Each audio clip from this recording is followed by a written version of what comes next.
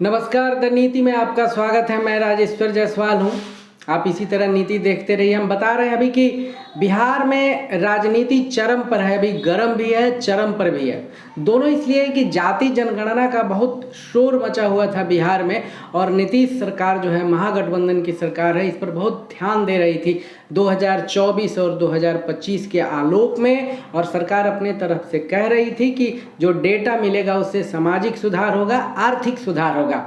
इसके पीछे राजनीतिक सुधार की भी गुंजाइश थी कि सरकार जो अभी महागठबंधन में जो लोग हैं वो अपना सुधार भी कर लेते। यह भी एक बात थी, लेकिन पटना हाई कोर्ट ने इस पर रोक लगा दिया है, यह कहते हुए कि नहीं, अभी आप इसको रोक के रखिए। उसने फैसले को सुरक्षित रख लिया है अपने पास, और यह बोला है कि आप इस डाटा को, अर्थात सरकार इस डाटा को, कहीं भाजपा वाले इस पर अति प्रसन्न है। कारण क्या है?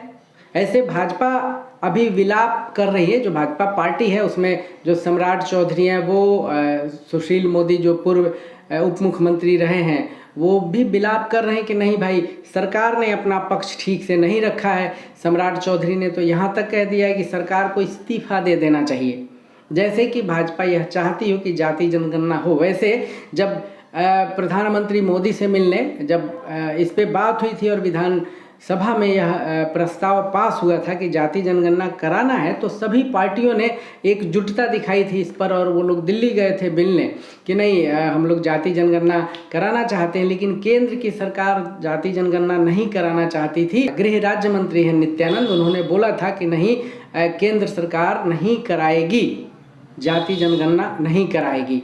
वैसे 2011 में जो जाति जनगणना हुआ था उसका रिपोर्ट सार्वजनिक नहीं किया गया था, अन्यथा इस झंझट की जरूरत नहीं होती। पटना उच्च न्यायालय ने कहा है कि जो जनगणना है वो कराने का काम है वो केंद्र सरकार का होता है। एक पार्टी और है जो महागठबंधन को समर्थन दे रही है, भाकपा माले, उसने भी बोला है कि यह जो फैसला है वो दुर्भाग्यपूर्ण है। सुशील मोदी ने कहा है कि जिस मामले पर विरोध पक्ष में मुकुल रोहतगी जैसे बहुत कद्दावर वकील बहस कर चुके हैं, उस पर जवाब देने के लिए उसी तरह के कद्दावर वकीलों का फौज चाहिए। आपको एक बात मैं बताना चाहूँगा, आप बिहार में कम से कम आपने देखा है कि सरकार की तरफ से इस तरह के कद्दावर वकील होते हों जो केस जीत जाते हों? क्योंकि इस पे संजय जायसवाल, भाजपा के पूर्व प्रदेश अध्यक्ष, ने भी कहा है कि नीतीश कुमार जो हैं, इनका नाम Guinness book of world record में दर्ज हो जाएगा हारने के मामले में, केस हारने के मामले में। एक तरह से सही भी है, क्योंकि यहाँ वकीलों को काबिलियत देख के तो रखा नहीं जाता है, उनको रखा जाता है कि भाई कौन पार्टी के हैं, कौन हमारे समर्थक हैं, कौन जान पहचान के हैं, जात बिरादरी वालों को भी रखा जाता होगा। तो दरअसल इस आरोप में तो थोड़ा दम है भी। तो सुशील मोदी जी ने जो कहा है वो ठीक भी है कि नहीं भाई, इस पे आपको कद्दावर वकील रखना चाहिए था। इस पे स्टेट के नाक का सवाल था। मतलब कई और राज्यों ने भी बिहार का अनुसरण किया है और बहुत राज्यों ने घोषणा की है कि हम भी कराएंगे। अब इस फैसले का असर भी होगा। यूथ फॉर इक्वलिटी ने याचिका दायर की थी अदालत में कि यह जाति जनगणना नहीं होना चाहिए, सर्वेक्षण नहीं होना चाहिए। इसमें 3 तरह के न्यायिक प्रश्न थे कि निजता का हनन होता है। अब ये समझ में नहीं आता है निजता का हनन कैसे होता है। आप देखेंगे कि जो मैट्रिमोनियल का कॉलम होता है उसमें लोग भर भर के अपनी जाति बताते हैं, रंग भी बताते हैं, जाति नहीं रंग बताते हैं, और जाति में उपजाति भी बताते हैं। उसके बाद गोत्र भी बताते हैं कि हमारा ये गोत्र है, हमारा ये गोत्र है, हमें इस गोत्र की लड़की चाहिए, लंबाई, चौड़ाई, ऊंचाई, हाइट, बाल का रंग, आँखों का रंग, सब कुछ होता है। उसमें निजता का हनन नहीं होता। लेकिन इसमें यूथ फॉर इक्वलिटी जो है, इक्वलिटी की बात करती है, समानता की, लेकिन उसका कहना है कि भाई निजता का हनन होता है। इसमें समझ में नहीं आ रहा है कि निजता का कौन सा हनन इसमें हो रहा है। अदालत ने एक और सवाल किया था कि क्या यह कवायद सर्वे की आड़ में जनगणना है और इसके लिए कानून क्यों नहीं बनाया गया। यह भी ठीक है कि अगर प्रस्ताव पास हो चुका था विधानसभा में और विधान परिषद में, अगर दोनों जगह से पास हो जाता तो कानून बन जाता, इतनी दिक्कत नहीं होती। अदालत ने यह भी कहा है। लेकिन सरकार के वकील जो है इन सवालों पर संतुष्ट जवाब नहीं दे पाए, अदालत को संतुष्ट नहीं कर पाए और बहुत सारे आरोप भी लग रहे हैं। जो राज्य के महाधिवक्ता हैं उन पे जातीय आरोप भी बहुत लोग लगा रहे हैं। उन लोगों ने आरोप लगाया है जो इस पे वर्षों से काम करते आ रहे हैं, जाति जनगणना हो, जाति जनगणना कराई जानी चाहिए, उस पर कई सालों से काम करने वाली कुछ संस्थाएं हैं, कुछ लोग हैं, एक जनहित अभियान है, उसने तो आरोप भी लगाया है, उनके जाति का नाम लिया है कि केस तो हारना ही था। उन्होंने ऐसी आशंका जाहिर की है। इसलिए लगता है कि सरकार यह मुकदमा जीतना ही नहीं चाहती थी। यह दरअसल भाजपा वालों ने भी आरोप लगाया है, सम्राट चौधरी हों, संजय जायसवाल हों या पूर्व उप मुख्यमंत्री सुशील मोदी हों, उन लोगों ने, तीनों लोगों ने बोला है कि सरकार यह मुकदमा जीतना नहीं चाहती है। उनके कहने का मतलब भी यही है। एक बेहतरीन जवाब दिया है शिवानंद तिवारी ने। उन्होंने यूथ फॉर इक्वलिटी के विषय में बोला है कि यूथ फॉर इक्वलिटी पिछड़ों के आरक्षण का विरोध करने वाला युवाओं का संगठन है। उन्होंने बोला है और ये सच्चाई भी है। शिवानंद तिवारी ने यह भी कहा है कि यूथ फॉर इक्वलिटी का कहना है कि सामान्य वर्ग के आर्थिक रूप से कमजोर युवाओं को दिया जाने वाला वह आरक्षण अलग से नहीं बल्कि पिछड़ों को दिया जाने वाला 27% आरक्षण में से ही दिया जाना चाहिए।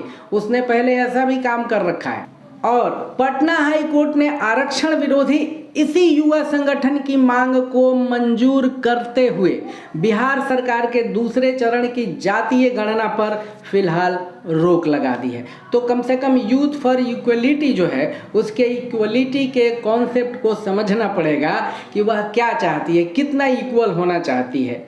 कि जहाँ जानवरों की गिनती होती है, भैंस की, बकरे की, मुर्गा मुर्गियों की भी संभवतः होती होगी, गधे की गिनती होती है, किसकी नहीं गिनती होती है, लेकिन इंसानों की गिनती नहीं होनी चाहिए। यूथ फॉर इक्वलिटी का यह कहना है और इसकी कहीं से कोई सांगठनिक स्वीकार्यता यूथ फॉर इक्वलिटी की नहीं है। लेकिन वकील उनके पास काबिल थे, उन्होंने अपनी राय रखी। कुछ लोगों का न्यायालय पर भी आरोप है, तो सोशल मीडिया में सब कुछ आ रहा है, लेकिन कम से कम उन लोगों ने अपने तर्क मजबूती से रखे हैं और इसमें कोई बुराई नहीं है कि आप अपने पक्ष को बढ़िया से रखें।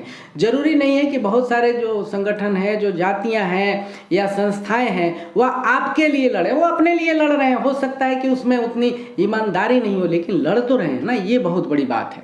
शिवानंद तिवारी ने कहा है कि भाजपा जो है जाति व्यवस्था को देश में अभिशाप की तरह मानती है। सही बात है, वो लोग इस तरह के डायलॉग फ्लोरिश करते रहते हैं, देते रहते हैं, छोड़ते रहते हैं। तो बीजेपी के नेता बताएं कि क्या उच्च न्यायपालिका में सामाजिक असंतुलन को दूर करने के लिए करिया मुंडा समिति की अनुशंसा के अनुसार उच्च न्यायपालिका में भी आरक्षण का समर्थन करती है क्या बीजेपी? बहुत बड़ा सवाल खड़ा कर दिया है शिवानंद तिवारी। एक और बात बताना चाहेंगे दोस्तों कि जो ये कृत्य है इसमें यूपीए का बहुत बड़ा योगदान है। यूपीए में केवल कांग्रेस नहीं थी, लेकिन लीड वही कर रही थी 2004 से लेकर 2014 तक। उस समय जनगणना हुई थी, उसमें जातीय जनगणना भी हुई थी, आर्थिक मामले भी थे, सब कुछ था जो जनगणना में होता है वो सब कुछ था। एक एक्स्ट्रा कॉलम लगा था जातीय जनगणना की, जाति पूछा जाता था और ये हुआ था, लेकिन उस डेटा को रिलीज नहीं किया सरकार ने। तो अब उसका फायदा बीजेपी उठा रही है। वो बार बार बोलेगी कि भाई आपने तो किया नहीं, हमसे क्यों कह रहे हैं। 2011 की जब जनगणना कराई गई थी तो उसके साथ एक ही साथ सामाजिक, आर्थिक, जातीय जनगणना भी कराई गई थी, लेकिन केंद्र सरकार ने उसकी रिपोर्ट को कभी जारी नहीं किया। पिछड़े वर्गों का नेतृत्व करने वाली पार्टियों ने रिपोर्ट को कई बार जारी करने की मांग की, लेकिन एनडीए सरकार ने हर बार, मतलब 2014 के बाद जो सरकार बनी उससे जो ओबीसी की पार्टियां थी या जो इस तरह की राजनीति करती थी, यूपी से, बिहार से, तमिलनाडु से, दूसरे जगहों से भी, उन लोगों ने बोला कि नहीं भाई, आप जो पुरानी सरकार ने 2011 में कराया है उस डेटा को आप बताइए, रिलीज कीजिए। लेकिन हर बार एनडीए सरकार ने यह मांग ठुकरा दी और कहा कि राज्यों से गलत डेटा मिला है। अब ये किस आधार पे कहा है ये नहीं पता चलता है कि राज्यों से गलत डेटा मिला है। अच्छा, दूसरी बात यह है कि केंद्रीय गृह राज्य मंत्री नित्यानंद ने कुछ महीने पहले ही संसद में बयान दिया था कि केंद्र सरकार की जातीय जनगणना कराने की कोई योजना नहीं है। बिहार की महागठबंधन सरकार जो है इस जातीय जनगणना के आधार पर ही 2024 और 2025 का चुनाव प्लान कर रही थी। वैसे अभी वो भुना सकते हैं इस चीज़ को, ऐसा नहीं है कि जो नीतीश कुमार हैं वो बहुत ही सीधे नेता हैं, मान जाएंगे छोड़ देंगे। अब इसके लिए नैरेटिव तैयार किया जाएगा कि हम लोग अपना प्रयत्न कर रहे हैं, लेकिन कैसे भाजपा जो है और संघ है ये दोनों मिल करके इसमें पलीता लगा रहे हैं, वो ये नैरेटिव फैला सकते हैं, लेकिन वो उस हिसाब से और उस स्तर तक नहीं ले जा सकते जैसे भाजपा और संघ वाले निचले स्तर तक ले जाते हैं अपने कार्यकर्ताओं के द्वारा। यहाँ पे क्या है कि महागठबंधन में कौन कौन पार्टी है, जो सबसे बड़ी पार्टियां हैं वो जेडीयू है, राजद है, कांग्रेस है। इसमें टेबल टॉकर ज़्यादा है, जो टेबल पर बैठ के कमरे में अब सभी कमरों में एसी होता है, उसमें कोई बात नहीं, एसी कमरे में सभी बैठते हैं, सामान्य लोग भी बैठने लगे हैं, तो उसमें बैठ के अपना नैरेटिव तय करते हैं, वहीं पे करते हैं, सोशल मीडिया पे थोड़ा बहुत फुलझड़ी डाल दिया और उसके बाद उनको लगता है कि हो गया। ये तो कहिए कि इनके साथ बहुत सारे ऐसे लोग हैं जो इनके साथ न होते हुए भी इस तरह का काम करते हैं और इस नैरेटिव को सोशल मीडिया पर चलाते हैं, जिस कारण लोगों में यह बात पहुंचती है और लोग थोड़े बहुत एजुकेट होते हैं। प्रशंसा करनी होगी हमें बीजेपी की, नरेंद्र मोदी की और संघ की भी, कि वह अपनी बात चाहे अच्छी हो या बुरी हो वो निचले स्तर तक ले जाते हैं। अब गांव-गांव में बात होने लगी है, पहले धर्म पर विशेष बात नहीं होती थी, विशेषकर बिहार में थोड़ी बहुत होती होगी लेकिन ज़्यादा नहीं होती थी, तो वहाँ पे ये बात ले जाएंगे। इसमें थोड़ी संभावना कम है महागठबंधन वालों को, लेकिन अब कोशिश करेंगे क्योंकि यह इनकी मजबूरी है, क्योंकि अदालत ने अब रोक लगा दिया है, जुलाई में फिर इस पर सुनवाई होनी है, तो तब तक तो कम से कम इनको टाइम मिलेगा कि तब तक ये बता सके कि लोगों को क्या है। अभी भी लोग ये नहीं समझते हैं, जनसामान्य को यह समझ नहीं है कि भाई जो जातीय जनगणना होगा उससे किसी भी जाति को क्या लाभ होगा, बहुत लाभ होगा, ऐसा नहीं है। डेटा मिलेगा कि स्वतंत्रता के बाद किन जातियों ने कितनी तरक्की की, किसकी तरक्की बाधित हुई है, किसकी तरक्की कम हुई है या नहीं रह गई है जो ज़्यादा होना था। तो कम से कम ये डाटा मिलेगा तो उस हिसाब से सरकार एक प्लान बना सकती है कि हमें किन लोगों के लिए क्या करना है। यह भी हो सकता है, एक संभावना है कि जो जातियां बहुत ज़्यादा प्रगति कर चुकी हैं तो उनको आरक्षण से बाहर निकाला जाए। हो सकता है कि एक संभावना यह भी हो। इसमें जो सवर्ण कम्युनिटी के लोग हैं, सवर्ण समुदाय के लोग हैं, शायद उनको यह डर होगा कि नहीं हमारा पोल पट्टी खुल जाएगा। संभवतः ऐसा नहीं है कि दूसरी जातियों ने तरक्की नहीं की है, लेकिन उनको ये लगता है कि अगर ये डाटा लीक हो गया तो हमारी ऊंचाई कहाँ तक है ये पता चल जाएगी और उनका जो विकास का क्रम है वो बाधित होगा, उनकी जो विकास की गति है उसमें बाधा पहुंच सकती है। इसलिए भी वो नहीं चाहते कि जातीय जनगणना हो। ये बहाना सभी जगह है कि नहीं जातिवाद नहीं होना चाहिए। अरे भाई, जातिवाद के बिना कुछ होता है क्या? कोई चुनाव बिना जातिवाद का होता है क्या? बिहार छोड़ दीजिए, बिहार तो नाम है बेकार में ही। कोई भी राज्य नहीं है जहाँ पे जाति की बात नहीं हो।